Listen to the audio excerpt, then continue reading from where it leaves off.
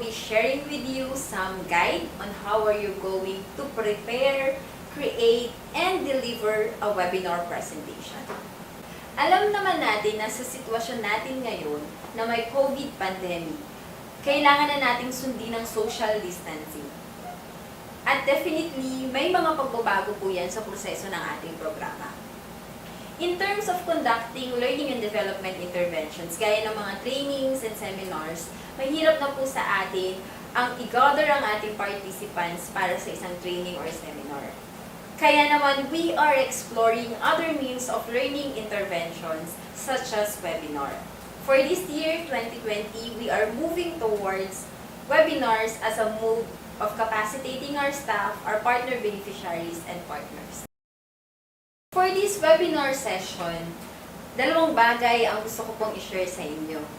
First is to orient you what is a webinar, how it works, paano ito naiiba doon sa typical trainings na ginagawa na natin before. I will also discuss to you some tips and guide kung paano kayo gagawa ng inyong webinar presentation at kung paano nyo ito effectively madideliver sa ating target audience. So let's begin. What is a webinar? In a typical trainings and seminars that we are conducting, we usually have a facilitator, a resource person, the training team members, and a set of participants. Kadalasan pinapatawag po natin yung mga staff natin from Mimaropa sa Manila para doon natin isagawa yung training. Pero may mga pagkakataon din naman na pumipili tayo na yung training team members mismo ang pumupunta sa isang lugar kung saan nandoon yung karamihan ng mga participants. Halimbawa ay sa Palawan, kung saan ang training team members ang pumupunta sa Palawan, kung ang mga participants naman ay mga staff natin from Palawan. Pumipili tayo ng venue na pinaka-strategic, pinaka-cost-effective para magsagawa ng training, para i-convene yung ating participants. At yung ganong setup, ay nakikita po natin na effective ang teaching and learning process, effective for an interactive discussion. Paano naiiba ang web-based seminar o webinar? In a webinar, you still have your facilitator, you still have your resource person, and a set of participants. Pwede pa rin po na galing sila sa iba't ibang probinsya ng Mimaropa. Meron pa rin discussion, lecture, at interaction na pwede pong mangyari between you as a resource person and your participants. However, all of these happen over the internet. Hindi kayo physical na magkakasama sa isang location gaya ng ginagawa natin sa pangkaraniwang training or seminar. Ngayon, ikaw at ang iyong mga participants ay maaaring nasa kanilang tahanan at nag-uusap kayo gamit ang iba't ibang webinar applications gaya ng Zoom, Google Meet, Webex, Facebook, at marami pang iba. At doon nakakapag-share kayo ng knowledge and information at natututo sa isa't isa. Webinars are also recognized for reaching a number of participants and for saving time and resources. How are we going to use webinar in our context? Remember that we have an approved list of learning and development interventions for this year for our program staff, for our partner beneficiaries, and for our partners. But as I have mentioned earlier, we have to observe the social distancing this time. Thus, we will be conducting webinars in lieu of those trainings and seminars. Sa regional office, nasubukan na po natin gumawa ng mga webinars. Natatandaan niyo po ba yung mga online learning sessions na ginagawa natin? At doon, sinubukan natin ang mga live sessions at recorded webinar presentations. Pero para sa ating gagawing webinars para sa mga 2020 trainings natin, we will make use of a combination of the two, a live session and a recorded webinar presentation. And since most of our resource person for these activities are the regional staff, you will then be required to record yourself while presenting your topic or your component. Your recorded presentation will be played during our live webinar session for our participants, specifically for our program staff. And after playing that recorded presentation, there will be a live forum wherein you will answer questions, issues, and concerns of our participants regarding your presentation. Kaya naman, we have to ensure na effective yung gagawin ninyong presentation. So now, on the second part of my presentation, I will be sharing with you some key factors that you have to consider in the preparation, creation, and delivery of your webinar presentation.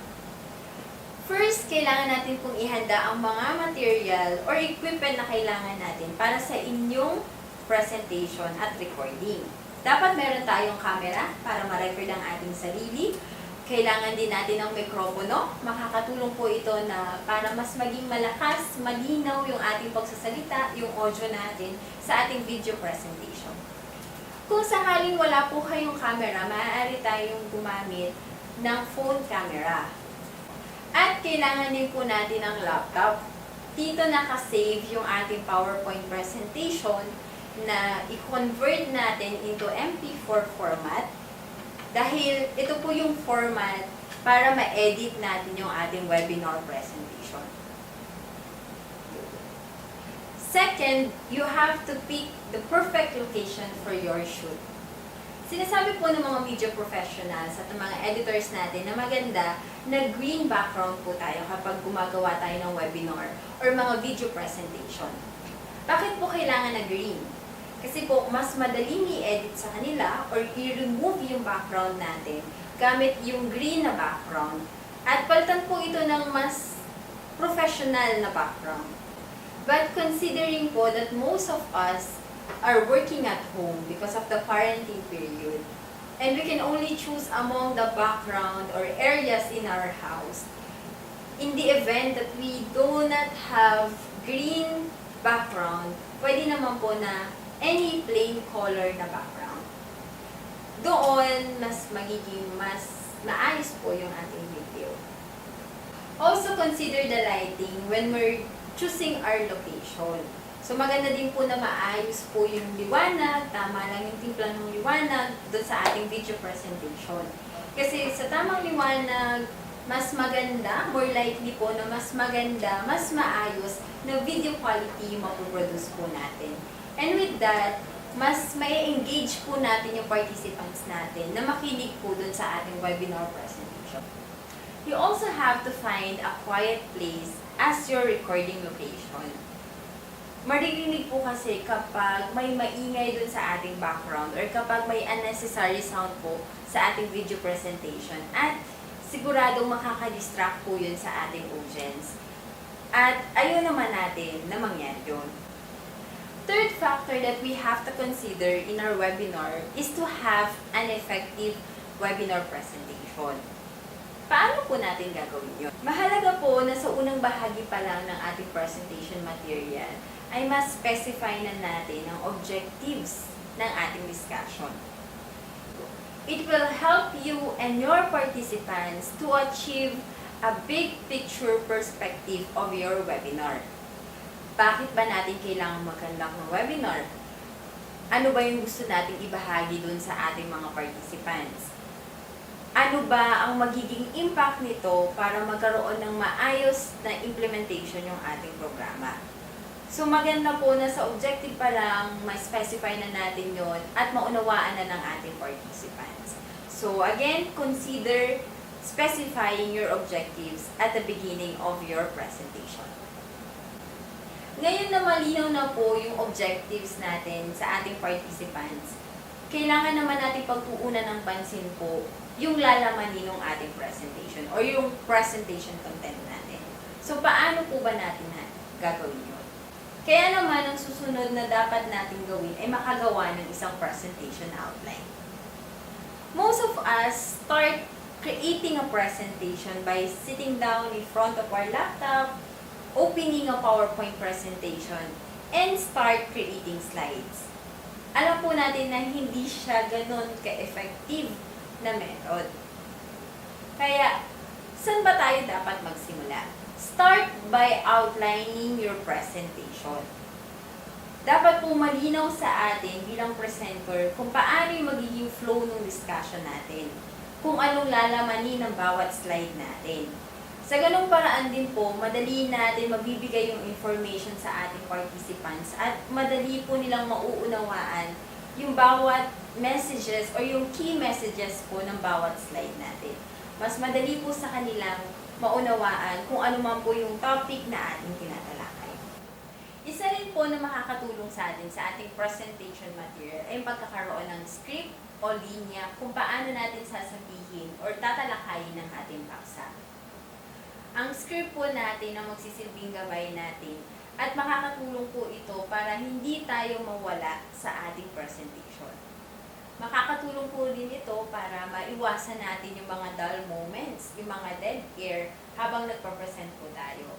Kasi familiar na tayo sa mga lines natin or kung ano yung gusto nating sabihin sa ating presentation. Notice how you deliver the lines. Hindi po dapat nagmumukha na parang binabasa natin yung ating script. Kasi hindi po yung maganda para sa ating audience at hindi po yung engaging po para sa kanila, para sa ating webinar. Hindi po natin kailangang i-memorize yung ating script. Ang kailangan lamang po natin gawin ay paulit-ulit po natin itong basahin hanggang sa maging familiar po tayo kung ano ba talaga yung gusto nating sabihin sa bawat slide po natin. So again, tandaan po natin makakatulong po ang pagkakaroon ng script o ng linya kung ano yung mga gusto po nating sabihin.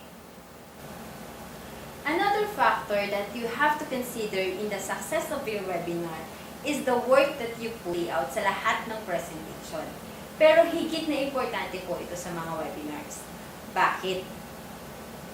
Usually po sa mga trainings and seminars na ginagawa po natin, ang speaker natin ang main visual ng ating audience. Sila yung direktang tinitingnan po ng ating participants. Direktang pinagkukunan ng mga information.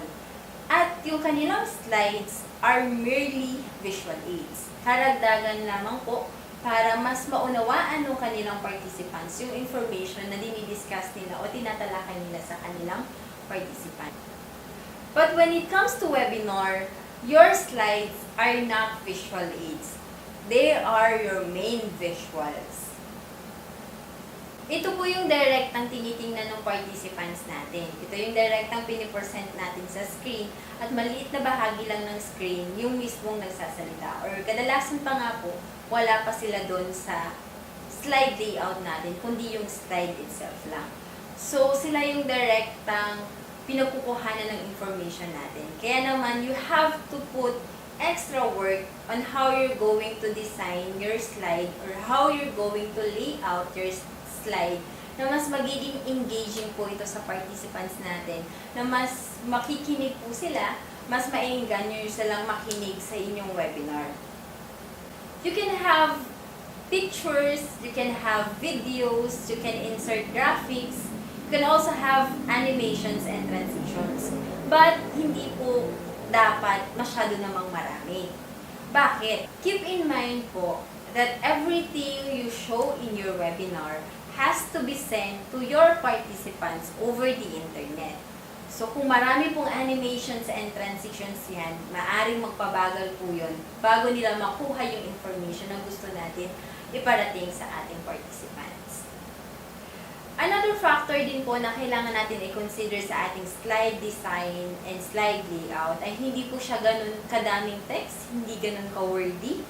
Kasi alam naman po natin kung maraming information tayong ilalagay sa ating text, sa ating slide, ay magiging dragging po yun sa ating participants para makinig sila at para ma-engage sila sa ating presentation.